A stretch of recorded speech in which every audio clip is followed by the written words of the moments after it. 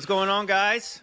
Back with another JT's mixtape, and after the first episode, very positive reaction. I was joking with Bryan as I got Demon Racer's back. I was joking with him. I'm glad it was positive because I was going to tell people we're going to keep doing this regardless if you like it or not, because Bryan and I like it. We think it's fun. It's honestly, it's like we enjoy it, and I'm sure this probably will come through in these podcasts. And I think it makes it better. Honestly, what do you think? Yeah, I think it's fantastic because so many people message us videos and stuff and send us things and they're like, "Hey, what do you think about this?" Like, I don't have that. We don't have time to reply to all of it. We've got thousands of people in our message box. So we want to, but I want to be able to give perspective because every video that you watch, there is a little bit of perspective of truth that you can glean from it. So when we go through our videos on Instagram, we watch this stuff. It's like even the subtlest little thing in almost every video that I watch, I'm like, that points to this. And when you start recognizing those little subtle points, you can see the bigger narrative, and it becomes so much more clear in every little aspect of things. And I think it's awesome. I think it's awesome to share that wisdom and share that understanding. And then, I think it's fun too, because we can interact with people when they're sending us stuff. Absolutely. I think it's funny too, because I'm sure Bryan's probably similar to me. Like when I first started making videos on TikTok, I didn't watch that many, and I'd almost be like, because I was literally going on TikTok just to post videos. So I wasn't really watching a lot of them. So I have been watching more. I have been watching more videos now just so I have, interesting videos. And obviously I want the videos that everyone's got questions of, the ones that are blowing people's minds. So obviously, yeah, again, I mentioned on the last podcast, if you guys want us to talk about the videos you're interested in, the best way to do it, Bryan and I are trying to increase our profile on X just because free speech is there's more of it there. It's important. So follow at Demon Erasers, at JT follows JC on X, and then you can tweet at us, and then you can put hashtag JT's mixtape.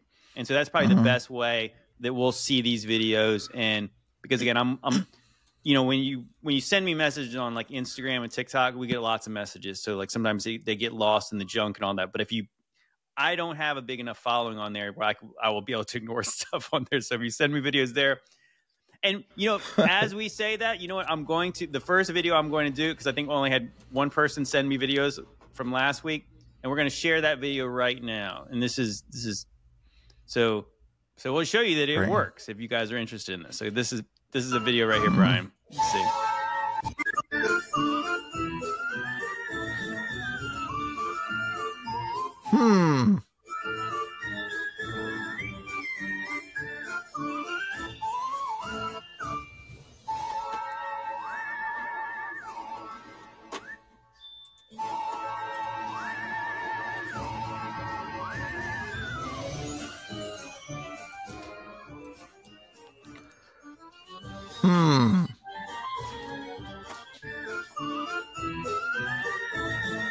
Okay, so that's basically it. What do you think? What do you think about that, Bryan? So free energy devices. That's it's a really interesting subject. I don't know if you know this, but there is actually a bill that is put out that tells that outlines that energy technology that disrupts our current form of energy is actually under law deemed illegal. And I don't know if you know this. So if you were to come out with some type of disruptive energy technology, there's a secret law that basically is outlined that basically the government has permission to halt your thing for safety reasons, because it could actually destroy the economy in certain ways. So if you're saying for a disruptive in a financial way? Yes. Because of our government has a system in place that if there is a new type of technology, they have to basically be involved, and they have the rights to ban or block or never let your technology get out. So yeah, so there is that law got brought up. It was leaked through, there was some law office, I guess, that they were informed because somebody was filing a patent, I guess, on some type of energy thing, and the government thought it was potentially dangerous or something. So they sent that out to this law firm, and the law firm, I guess, posted about it originally thinking that it was normal and didn't realize that this was like some kind of secret thing that our government does. And it ended up not being, the technology was like not related. So it somehow basically got like unintentionally handed to the wrong people, and they put it out there. So that I guess you can look it up. I don't know exactly what it is, but yeah. So free energy, like there is potentially free energy devices. In fact, there's a guy that created this. He took these plates and he put these two plates together, and he shot them with sound waves, which vibrated the two plates, which caused the electrons in the two plates being vibrated together to pass the electrons from one another. And it would build up electricity like a battery. Only difference is it's so much more electricity from sound being pumped into these two electrolysis plates. And I've actually been trying to work on some of this technology and reverse engineer it myself. By the way, side note, I deal with like energy stuff like all the time. If you saw my whole setup, I have like a whole lab space where I'm like messing with radio frequencies and things just for the, trying to understand it all. But yeah, so it's something that I've been looking into.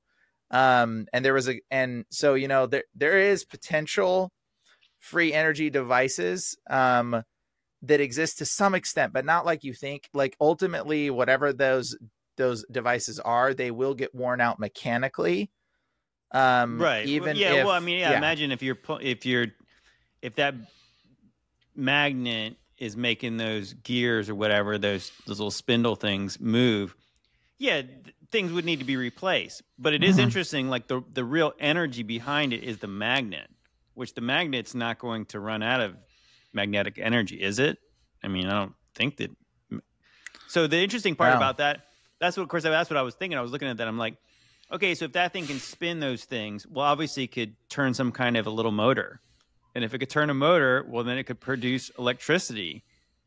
And I think it's interesting what you said about the sound technology. And then you obviously the video is magnetic technology. Well, I think that's what most people believe, that the free energy, millennial reign, old world, Tataria, however you want to say it, that's likely there was some kind of form of that. I think it makes sense. It obviously makes sense. And I thought about that. Like, yeah, you think about like in, you go see a lot of these like amusement parks and like the newer like roller coasters, they can take off real fast because they have something to do with magnets. Like they can make them go like real quick. And so, yeah, it makes sense. It's like, it seems like this sound and magnetism are the missing components of our current system of energy production. It's frequency.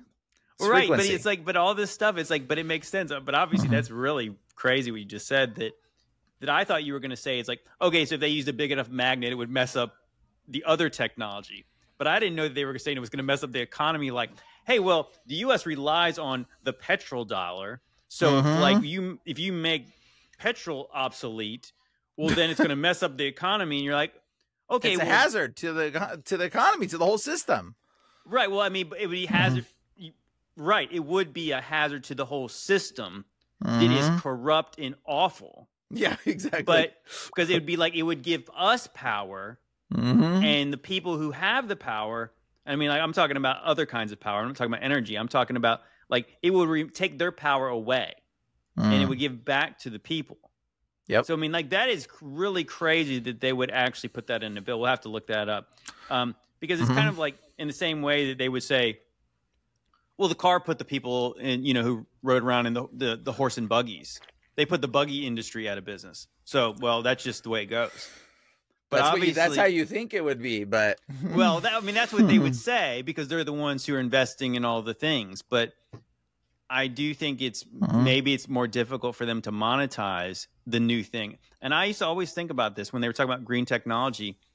I thought, why would the government ever need to invest in green technology? Because I thought, all right, so if you could create green technology that is super efficient and awesome, you would obviously be super rich. Like, you know what I mean? Like there's enough incentive to do something like that already.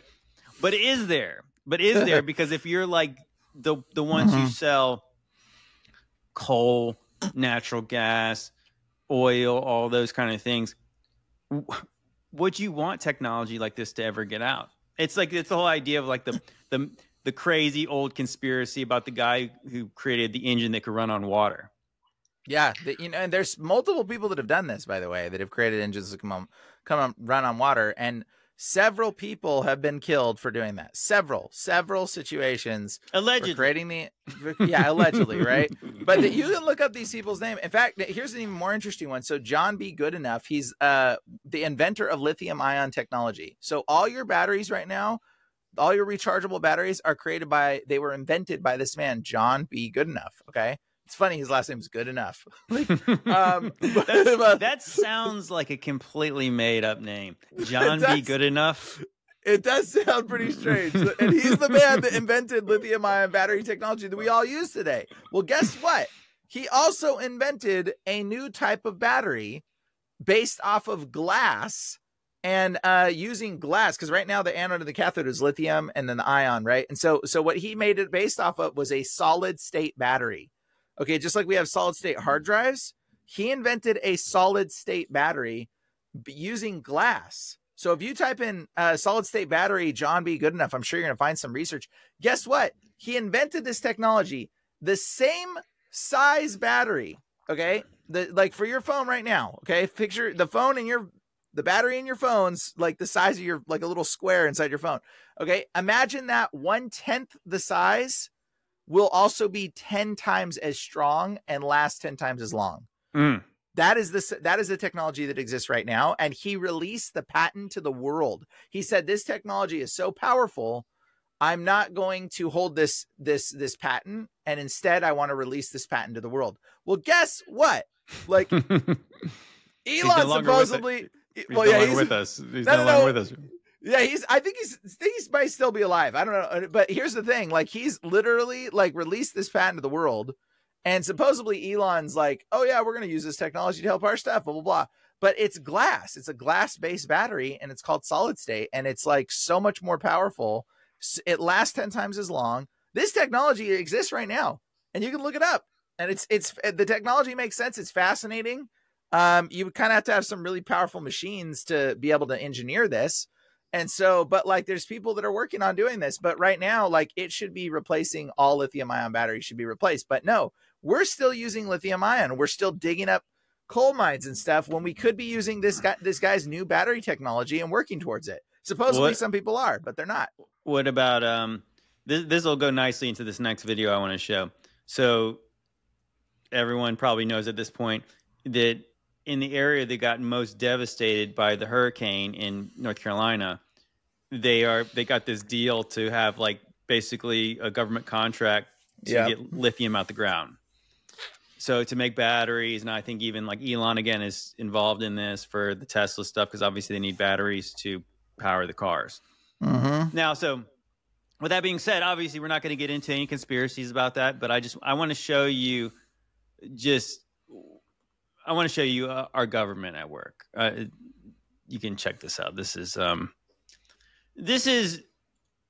I think the United States Customs Border Control. This is quite unbelievable. They're handing. What is they handing?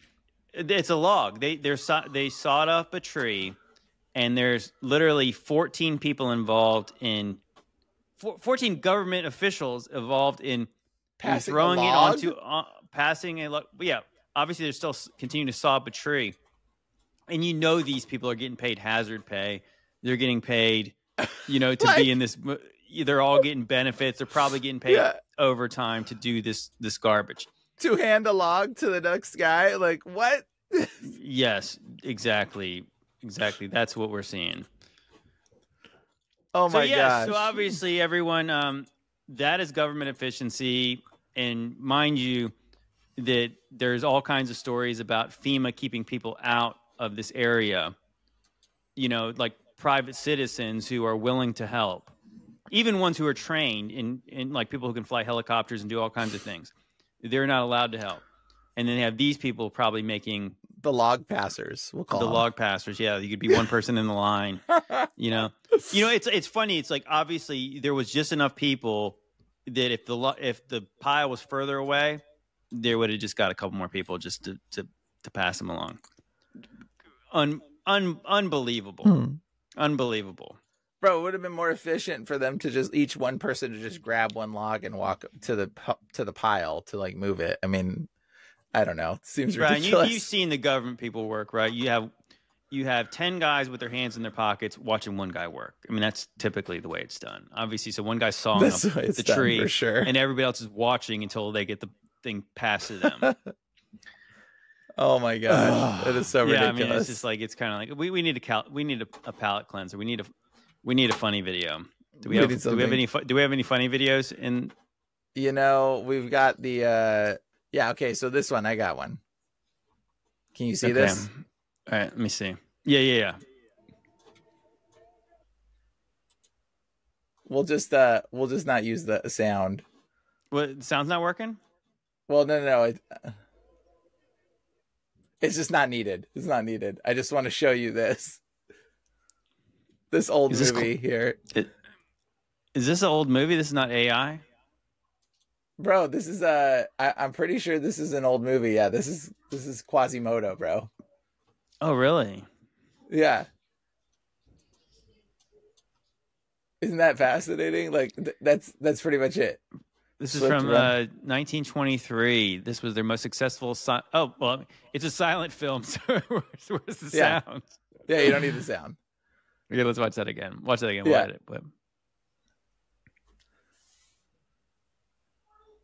Here's what pictures. Super Jewel. So you think that Quasimodo is a Nephilim, or is he just a handicapped guy? Oh my gosh. He's straight Nephilim. Yeah, he's straight Nephilim. And so yeah, okay. That's pretty interesting. So that's a 1920s silent film. And yeah, so you're saying you think that Quasimodo is more than just a hunchback. He's part angel. Yes, absolutely. He's part angel. Notice how Quasimodo, he's like the town, and he's like a hunchback, and he's hairy. Look how they depict him in this film. It wasn't just like a hunchback. He was like a hunchback who's covered in hair. That's why they ripped his clothes, right? And so like it's very interesting when you understand like what the old world's perspective and depiction of what we might deem somebody that's a monster was, right? So their perspective was a hairy man. Right. And look how he's flicking his tongue. Was it? Yeah. It's like almost like serpent-like, right? Mm-hmm. Wasn't Quasimodo? I mean, it's funny because I really don't know a lot about the Hunchback of Notre Dame stuff, but obviously Notre Dame is a famous church in France, correct? And did he like ring the bell or something like that? That was his job. Supposedly. Well, it's interesting. So you got frequencies, you got the bells, you got like the classic old world cathedral, and then you got a Nephilim inside of it. Yeah. Super interesting, right? And right. So what's the other mythologies of Quasimodo? Like, didn't involve some kind of woman? Yeah, he usually does. Esmeralda, right? Or I think it was, or was it? I think it was Esmeralda. Okay. And who was like the woman? She was a gypsy woman, right? Gypsies. Gypsies, interesting. I think there's a lot going on with the gypsies that we don't know about. Oh, there's totally so much going on with the gypsies. Well, it's interesting. Sure. We talked about Dr. Doom on the last episode, and Dr. Doom's mom was a gypsy who was a witch. That's very fascinating. I'll tell you an interesting experience. I met a gypsy Christian who was a witch this weekend, actually, supposedly. And I was like, this is really weird, because we were at the beach, and I was like walking around, and I walked by these people that were like palm reading, and I heard them listening to a video about like saying Jesus, like ministering Jesus. And I'm like, what is that? And so like, of course I'm going to walk up and say something. I can't not walk up and say something. So like, I like walk over to them, and I'm like, hey, what's going on? And they're like, hi. And I'm like, what gives you I'm like, do you believe in your witchcraft stuff, or your palm reading things and tarot cards? And they're like, yeah. And I'm like, what gives you the understanding? and they're like, "Oh, we believe it's the Holy Spirit," and I'm like, "What?" Like, I was like, "The Holy Spirit," and I'm like, "Interesting," and I was like, you think the Holy Spirit's giving you insight and wisdom, and I'm like, "Are you guys gypsies?" They're like, "Yeah, we're gypsy," and I'm like, "Okay," and I'm like, "So you think the Holy Spirit is giving you wisdom to be able to palm read people's future?" And then I'm like, "That doesn't sound. You don't think that's coming from something demonic?" Like, and they're like, "No." Then I'm like, "Wow." So it's a very interesting. The gypsy culture has this weird perspective. A lot of them believe in Jesus, and they also believe in the Holy Spirit and spiritualism, and they also believe in witchcraft. And they think it's actually like connected, which is kind of it's very interesting, to say the least. Yeah, they're like nomads, kind of like almost like. Do you know that that's what Hebrew used to mean back in the day? It was like Hebrews were nomads. So I wonder if it has anything to do with that. But I'm gonna I'm gonna leave it there, cryptically. Yeah. Okay, you want to go to the next video? Wait, Should we do the Kamala one? Don't play the tunnels one. I got a better video. Okay, okay. How about this one? Oh no, wait, of the tunnels, this one. Don't do that one. I've got a better edit of that. If you want to play that in a minute. What about the Kamala Harris one? Yeah, we can. Yeah, let's play that. Intention that they would undo the protections of Roe v. Wade, and they did as he intended. Oh, you guys are at the wrong rally. Watch your hand.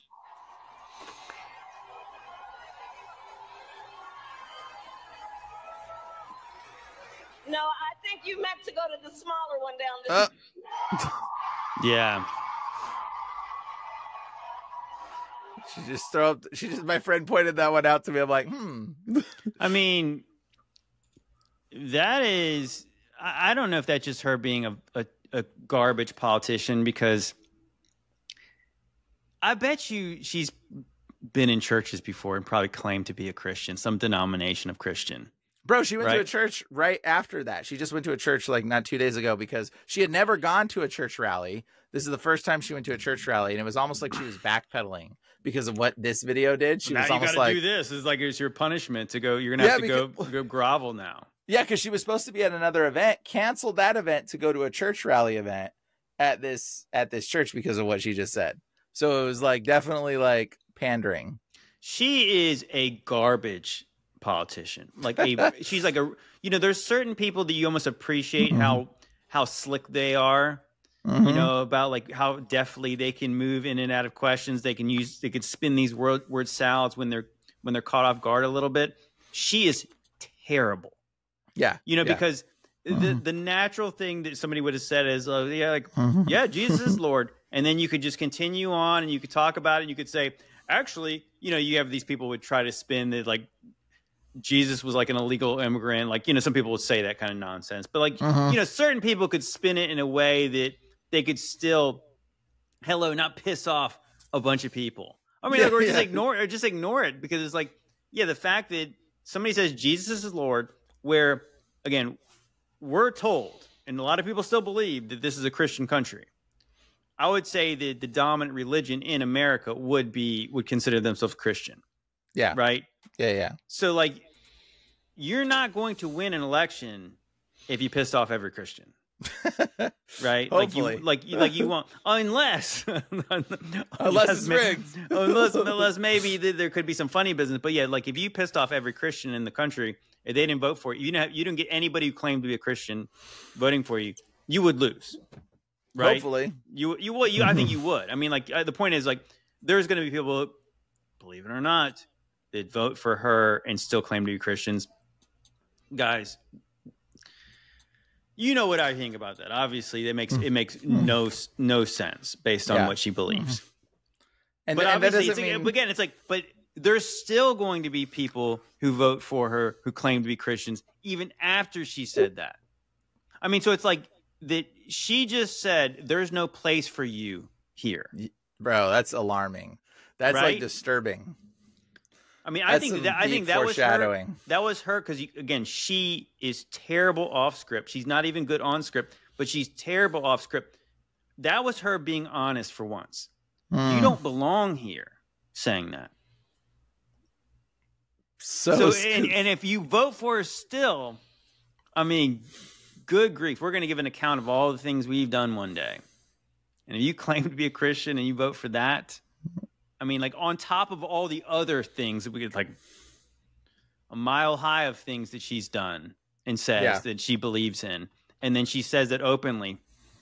Yeah. I mean, it's kind of like you do kind of wonder, we talked about it before about like that God judges nations in certain kinds of ways. And sometimes he brings in foreign armies. Sometimes he does all kinds of other things.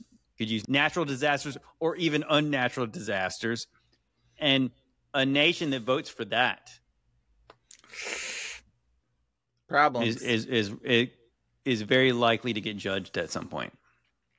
Yeah, I think regardless of what you think of Trump or not, like that's, Trump's a bad dude. Sure, he's got some failures. He even says that he used to be a part of the system, about a part of the agenda people, and he's like, you need someone that was a part of it in order to bring it down. I don't want this podcast to get too political, but I would say that you vote based on your faith, and if you feel like you should vote.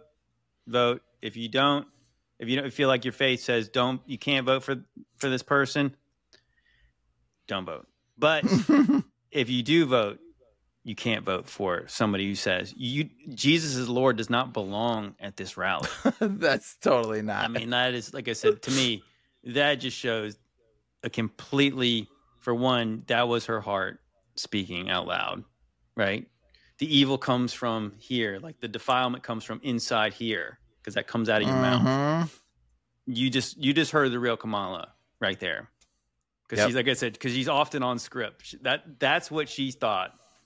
In that instant, she finally was off script, and it was like, dang. And you're right. She probably had to go. She had to go repent, not in the way that you think. She had to go to a church next to say, "Oh, I don't hate Christians." Oh, well, I hope not, because I mean, gosh, it's like you're going to completely ruin any chance you ever had to be, even have an earshot of Trump to be elected. Okay, let's go check the next video. I've got a couple that are kind of let me see. They kind of go together a bit here. Let me see. You got the tunnels too, right? Yeah, I think I got a video that goes right along with that. So your NDA is expired and you could talk about this. You used to work at a secret Starbucks, is that right? Yeah, there is a Starbucks that is like above reserve, like a Starbucks no one's ever heard of or been to. All right. Have you ever wondered while driving in Los Angeles, how come you've never seen like Will Smith stuck in traffic on the 405? Yeah. I've never seen a 1%er just in their car stuck in traffic. Why is that? That's because there's a series of intricate tunnels underneath Los Angeles known as the Achterbahn. I'm not kidding. Like, they get access points to move through the city without ever having to be in traffic. You can come up in LAX. You can pop up at Dodger Stadium. Underneath there in those tunnels is Starbuckses set up at different locations to allow them to get coffees while they're driving. All of them. Seinfeld. You've seen Seinfeld down there? Bono. I've seen Seinfeld down there. Dude, almond milk latte, 2 shots. Wow. Yeah. Was he a good tipper? They don't have to pay. So this has been underneath Los Angeles for a few years now? I mean, how long has this been there for? I mean, it predates me. It seems like the city was built on top of it. So, I mean, I think this goes all the way back to the 20s.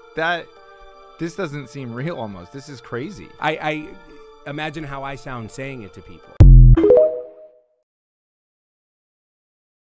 Before you say anything, I want to go to the next video. Did you know that there's a secret city underneath Seattle? I went and toured it over the weekend, and I'm going to tell you everything I learned. The original city of Seattle is underneath the Seattle that we know now. It was founded in 1851, and they had a major problem: drainage. I mean, they had life preservers on every corner because you could literally drown just crossing the street. So after this huge fire basically burned down the entire city in 1889, the engineers had a solution to this problem: rebuild the city on top of itself. Using mining techniques like hydraulic sluicing, they literally rebuilt the city of Seattle 1 or 2 stories above the original storefronts. And they didn't just fill in the ground underneath, they reinforced it with brick walls and arches and left all of the original storefronts that are still there to this day. If you visited Seattle, you've probably noticed these skylights on the sidewalks, and these were meant to provide natural sunlight to the underground. So back then, during the day, these were normal businesses, and then at night, the original storefronts thrived. It became extremely easy to conceal crime underground, especially because all of the police and politicians were in on it and cashing out. So things like prostitution and gambling and speakeasies during Prohibition thrived up until around the 1970s, which was not that long ago. This was the start of advanced urban planning that made Seattle one of the most highly engineered cities in the United States, and one of the most corrupt and crime-ridden at one point. Wow. How about that, Bryan? That is very fascinating. Yeah, that is very, very, very fascinating. I gotta say, like, I know that in the town that I grew up in, there is a lot of tunnels, and under my town that I grew up in, and it was like all over the place, and like people were like, there was all these rumors about these tunnels, and I talked to somebody whose mom basically found an entrance to one of these tunnels by accident. And went down there and said there was a bunch of like Asian prostitutes in like a lounge in one of these tunnels in my town. And she said that they were like, oh no, like, how did you get here? But it was because she was just like exploring around a church, and found this like underground lounge, and they gave her a bunch of pearls, and then like, and was like, hey, don't say anything about this, and then let her go. But gave her a bunch of stuff so she wouldn't talk about it, like some pearl necklaces or something. It was really weird, very strange story in my own town. And so like that's you know, these tunnels exist in multiple towns in multiple places, or these underground cities hidden. And they like you got to think like do you need tunnels to traffic booze? Because that's what they say a lot of these tunnels are for trafficking alcohol and drugs. But like, do you need tunnels to traffic drugs? No, you just put them in a box. What do you need tunnels for? You need tunnels to traffic humans. Well, that's what you need them for. I think the tunnels were already there, so whatever they use them for is whatever they use them for. So they could use it for all kinds of nefarious reasons. But interesting, you mentioned a church with tunnels. Basically in my hometown, Norfolk, Virginia, I went and was exploring churches on Freemason Street. And yes, the guy there told me about this history of this church, and it had tunnels, and the guy said it had something to do with the Underground Railroad. Okay, so the funny part about the Underground Railroad is I remember thinking about what that was when I was in school and thought what that would have looked like. Well, they say it's like a theoretical underground. It's not really an underground tunnel system. Yeah. But yet there are tunnel systems that are everywhere. And I think that I almost had to like curse when I was listening to the one about the Seattle, and I was going to just cough and say BS, because that is so nonsensical. The things they're saying is like that Seattle. Okay. So like, again, I always bring this up, and I say like the timeline of America makes no sense based on what they tell you. So you're telling me they started to build a city in a place that flooded like crazy. And their answer to flooding a city would be to build a city on top of the flooded city. Okay, so wouldn't it be all flooded underneath in the underground part? Right? That already flooded. So you're going to build on top of that. Wouldn't it just be all wet under there? And for one, it's like, why wouldn't they just build somewhere else? Right? Like, this place is so valuable they have to. I mean, why did they build Seattle in the first place? What was even there? A place that flooded a lot? And then they built another city on top of that city. And of course, we're talking about Seattle in like 1850 had nobody there, based on what we're taught. And then eventually obviously the place was literally a sewer because it drained. You know, it was they had life preservers on the street. Does anybody believe that garbage? Because it could flood at any time. Well, why would anyone stay there? Oh, well, like, do they have like, was it kind of like one of those things where like break in case of fire? You go grab you go like grab like the one life preserver in town to float. Why would they have life preservers on the street? Just like because random floods would come into the city or something? Like, what are they alluding to? Brian, it's one of the stupidest things I've ever heard. And they said, oh, they reinforced it and they put bricks and all this stuff down there. No, guys, like that is when we talk about the mud flood. We talk about all that weird stuff that's been buried. Yeah. That stuff was obviously above ground, and now it's not. And what happened? What caused this stuff to sink? I don't know. I mean, like we still don't know the liquefaction.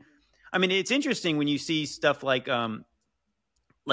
were this like possibly floods in a lot of places that sediment covered places. Maybe that's possible. Obviously, the other theory is obviously the worldwide earthquake, liquefaction. Some people have pushed back on that, saying that these buildings would not be so intact. Like, you know, point taken. That could be possibly true. But yeah, so then you go over to Los Angeles, and then there's tunnel systems everywhere there too. I think that video is a little bit silly. I think that it's like they have Starbucks under there. I would think they would have better coffee than Starbucks under there. Well, they're a cult coffee. They need to be a cult coffee. Well, right. But I mean, the funny part about that is like that. Yeah, like there's tunnel systems everywhere. But again, it makes no sense. Like, when did they build this? And it's almost like the comedian guy who's like asking, like, when did they do this? Is this recent? No, obviously this stuff is really old. I do always find it interesting that Los Angeles is the city of angels. Yeah. You know, there's the old maps that show California as an island. You know, weird stuff. But no, I think this is all related where, yeah, the timeline makes no sense.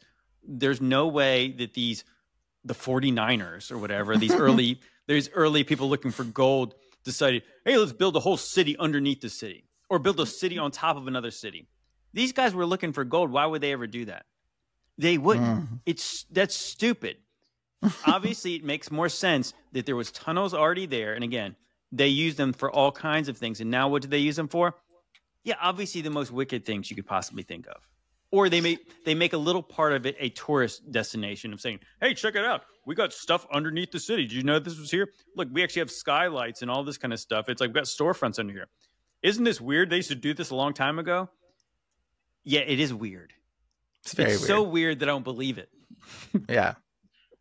That's it's so obvious. And like, people don't recognize those little skylights, but wherever you walk, if you see the little, it's like glass. It looks like concrete glass, and that's what those are. So if you're ever in an area and you look down and you see little like glass, like thick looking glass on the street, that's because there's tunnels underneath you or basements or something. And so, yeah, I don't know. It's very, very surprising. I think a lot of it is, I think there's a lot of tunnels under here because this place is a lot older than people think. It makes, I mean, I think that's the only thing that reasonably makes any sense. Here's another one. This is another one that's related. We'll kind of stay on topic here. This one is really kind of blows me away. This is something I saw from somebody tagged me in this video on TikTok, and this is kind of like what I've seen from John Levi, and he does a lot of research about this. So this video is from San Francisco. All right, check this out, Brian. The video. San Francisco. I've already found a stamped brick with ARR, and we know that what used to be there said T, car. It's TCARR. Look at this. Huh. You can see that there are still fully intact bricks in whoa, fully melted. Like what? that one right there. What is that? Much of it is melted beyond recognition, but That's a what lot it of is. it, like this, is still obviously a wall. Bro. How old is this tree? Right. How long ago did this happen? That's in San Francisco. I gotta go check it out. Yes, definitely. You all need brick. to get the And drone. It's all melted down like as if it was candle wax hit with a Whoa. torch. That is what that looks like, dude. Flowing down channels. Holy Channels of mackerel. melted bricks. Like right there. Look at that.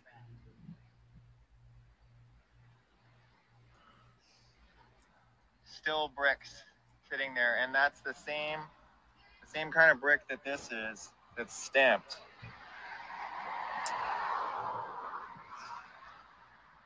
Bro just discovered something straight up. He's not the only one. Like I said, John Levi's got a video showing some of this stuff too. Really good YouTuber. You can even see some sort of other detail right there.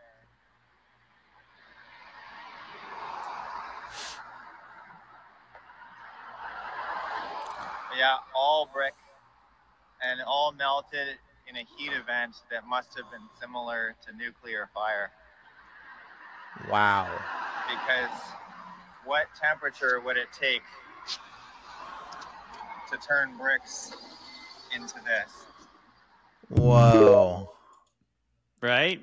That is fascinating. That's what I'm talking about, bro. That's in San Francisco? That's what I'm talking about. So obviously, God said he'd melt the mountains in Revelation. Because it happened. The mountains would melt like wax. And Dude, so, that if looks you like think, melted wax, bro. well, yeah, definitely.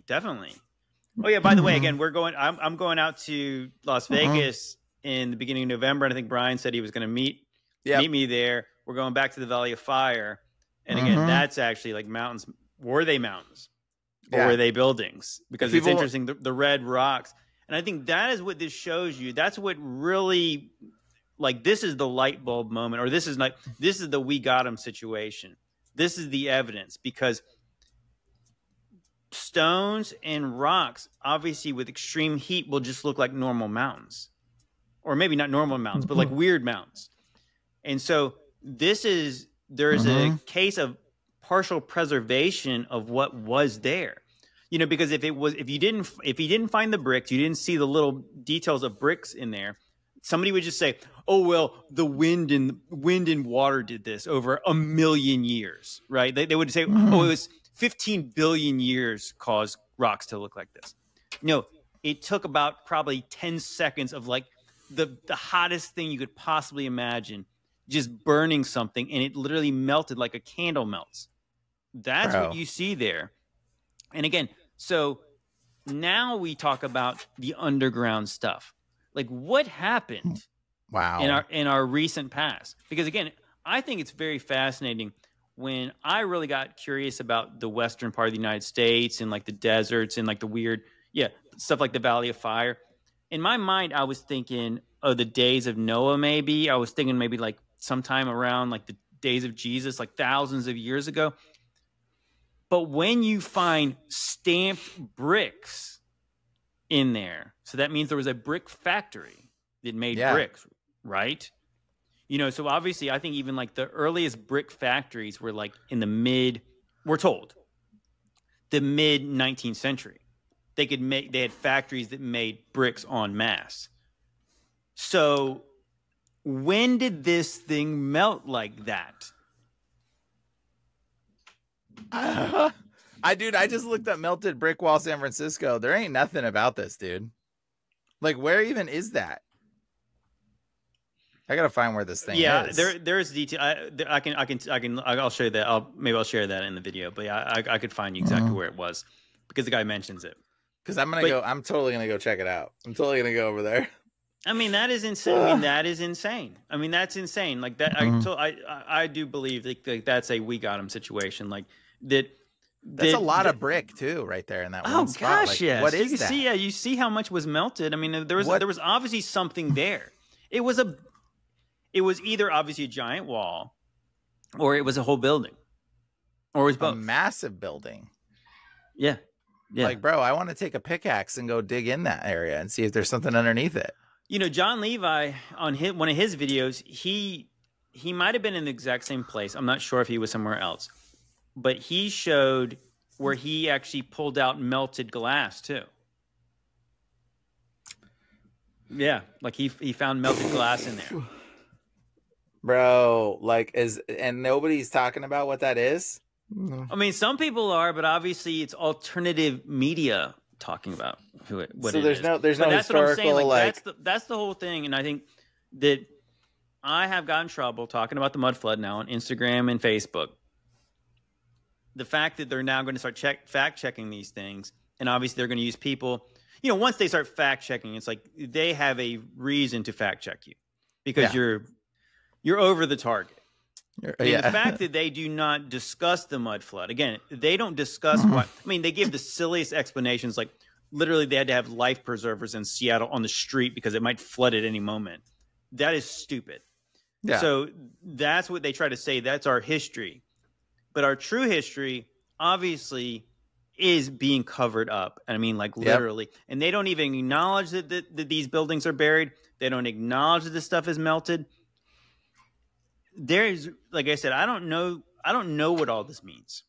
revelation happened. That's what it means. mean, I believe, obviously I believe a lot of that stuff, but I think the interesting part about this is like that based on at least my current understanding of things. Yeah. Jesus came back when he said he was in the first century. Like 70 Jerusalem was destroyed. Whatever happened with Rome, Rome ended at a certain point. I don't even know that even Rome necessarily I don't think away. it ended. I think it converted into the church, the Roman Catholic Church. It did. I do think that's like when it mentions that the beast is thrown into like a fire. I mean, obviously the whole Roman Empire is not thrown into like the fire. The spirit that was possessing the kings of Rome was thrown in the lake fire. So I'm not exactly sure what happened with that. Point being, it's hard to know the right timeline, right? And we all acknowledge that it's murky. So if that happened 2,000 years ago, maybe let's just say it happened 1,000 years ago. Did they make bricks like that back in the days of Jesus? I don't know that they did. So like I'm wondering if this other event, if this is somewhere during the millennial reign, was this after? Was this when Satan was loose? I don't know. I mean, was this direct energy weapons? Was this like, satanic elites doing this kind of stuff? I don't know. I really don't know. I mean, I think that we can only speculate about it, but I mean, obviously there's certain people who would say, and I'm not saying they're wrong, that the promised land was actually in California. I've heard this strange theory. Well, again, they say that obviously the Death Valley, again, as I mentioned, California is shown on ancient maps or not ancient maps, but like old maps to have is an island. And then you have this over here. Could that be like the Jordan River? What?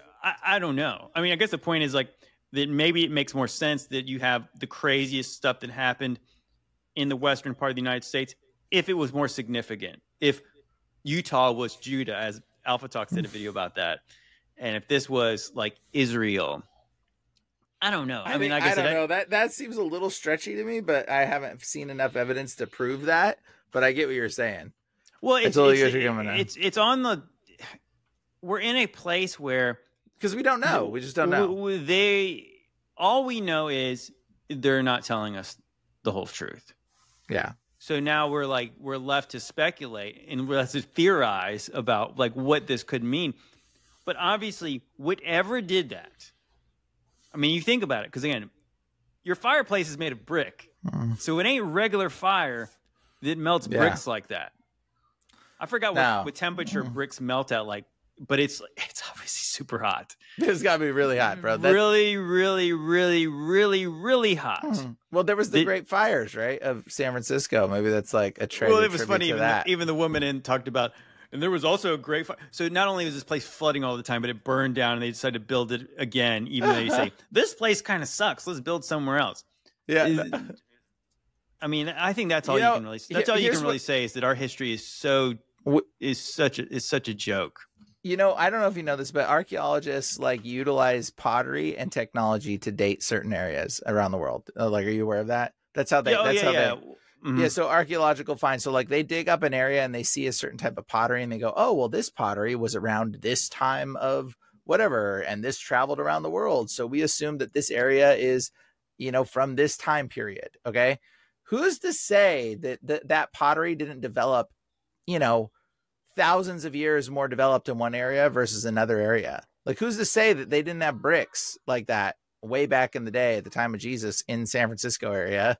You know what I mean? Who's to say that that technology just didn't exist in that area at a different time zone and it just didn't spread to the other areas until later? You know what I'm saying? So like you can't go off of the way we date things in archaeology is so stupid. It's so naive.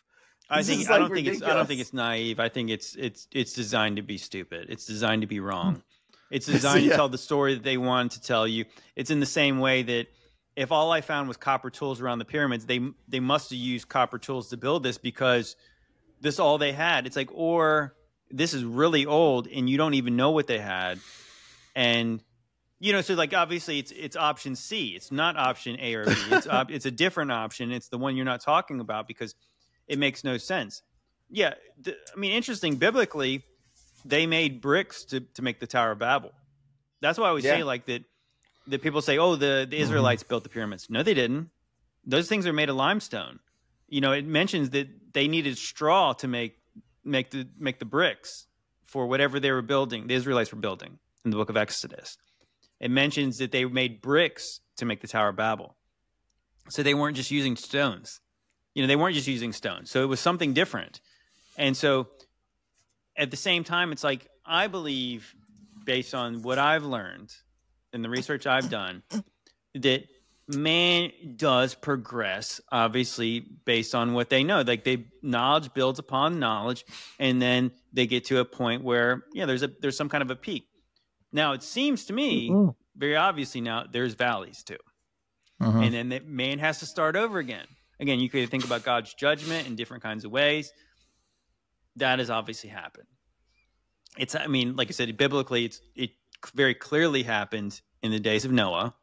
And then there's things that happen afterwards. Empires rise and they fall. Now, the real question is like that when God, if God can pour down fire from heaven on a place like Sodom and Gomorrah, could he do it again? Yes. Very obviously he could. He can do whatever he wanted. He only promised he wouldn't flood the whole world again.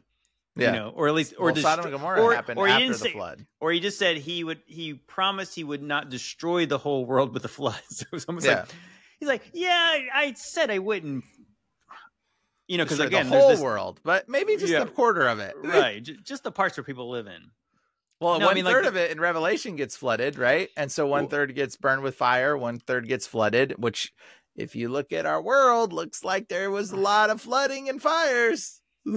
Yeah, there's a lot of things that you can just look at and you say there's something amiss. Again, there's murky parts of our history, and I don't think they're murky to some people. I think that, again, if you have 50 miles worth of bookshelves in the Vatican, you have secret societies that can claim they can date themselves back to blah blah blah, Nimrod or whatever.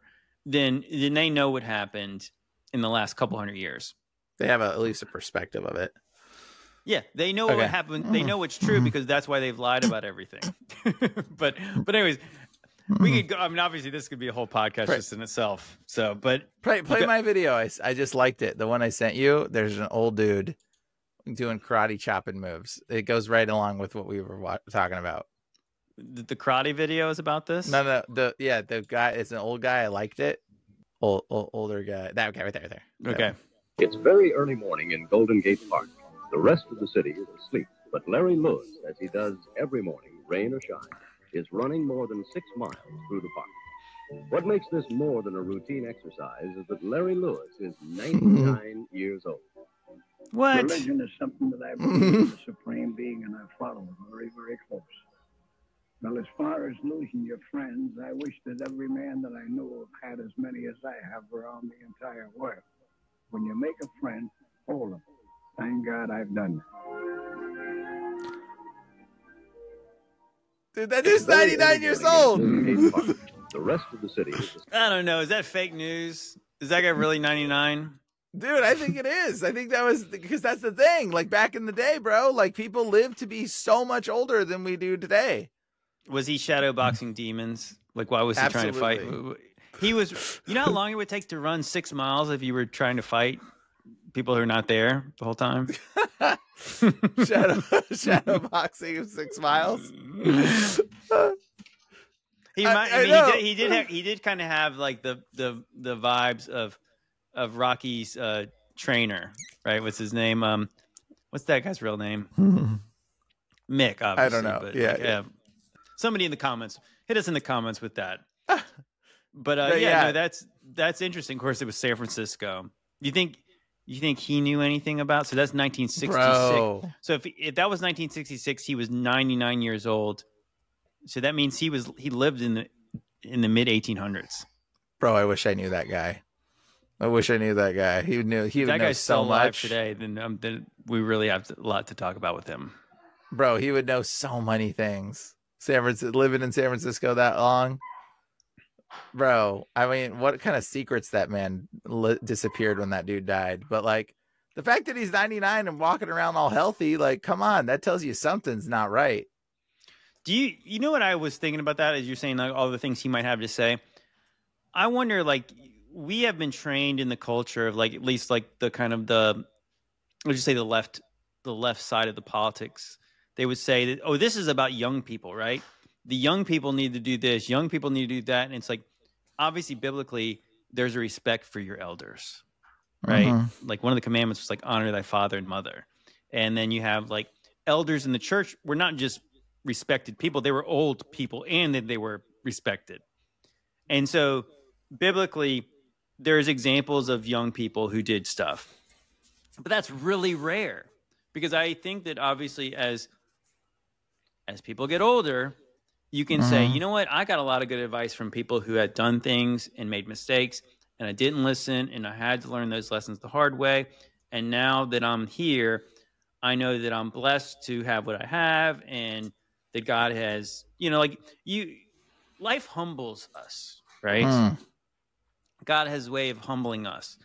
And then, so that being said is like, I feel like that 46-year-old JT versus 20-year-old JT. I mean, like, I might have thought I knew more then than I do now, even though obviously I know way more now. But I know that I know my limitations. I know what I don't know. I know that I'm questioning everything at this point. And then, so that being said, so 20-year-old JT would be like, who cares about this 90-year-old guy? Like, what does he have to, what does he have to say? Like, oh, yeah, grandpa, whatever. But is that why? Is that why we've been taught that way? Because back in the day, it'd be like, they even show you like in the movies sometimes, it's like they sit around the campfire and then the old man tells everybody the way things used to be and he imparts wisdom on people. But we don't do that anymore. Like we take our old people and we stick them in homes and we ignore them. Bro, we're so disconnected. I've never been given the message of how life used to be from anyone, my parents or anyone. Right. Like, I'm so curious. These people are a burden to society now, the way they're treated. When maybe it's because they don't want them talking to people and saying that things used to be this way when it was better. That's exactly what it is. That's totally what it is. They want to control our narrative, and they can end it by ending communication between parents and children. That's why they teach parents and children to be rebellious, and they have all that in our society because it easily they can manipulate the same way they're manipulating our children in schools right now. It's the same thing, same exact thing. Yeah, your parents don't know anything. Listen to don't us. tell them. You can be a transgender child, horse, cat person. like literally having litter boxes in the school. Isn't it funny how like when they tell people to, like people like me who would believe in biblical earth and all kinds of other things, or like creation, and they'd say, look at this science denier, and it's like, you guys are putting litter boxes in schools now. Right. So who's the real science? So I'm the one who doesn't believe in science. Mm-hmm. Well, I mean, that's your opinion, dude. Like, we can disagree about that. We can disagree about Operation Warp Speed. It's like, how much do you accept that at the time? Yeah. Always that's usually my go-to of like, we won't even get into that, but you know what I mean. That's the questions I ask is like, oh, you believe the science? How much did you believe the science? Do you still believe it? Okay, so I'm the dumb one. Whatever. Okay, so at this point, guys, this is likely going to be the Rumble portion of the podcast because we're going to show videos that are a little bit more on the risque side, and we're not taking any chances on YouTube.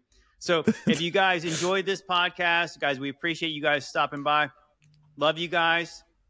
But if you're here and you're here for the end, the rest of it's going to be on Rumble. Anyways, guys, God bless.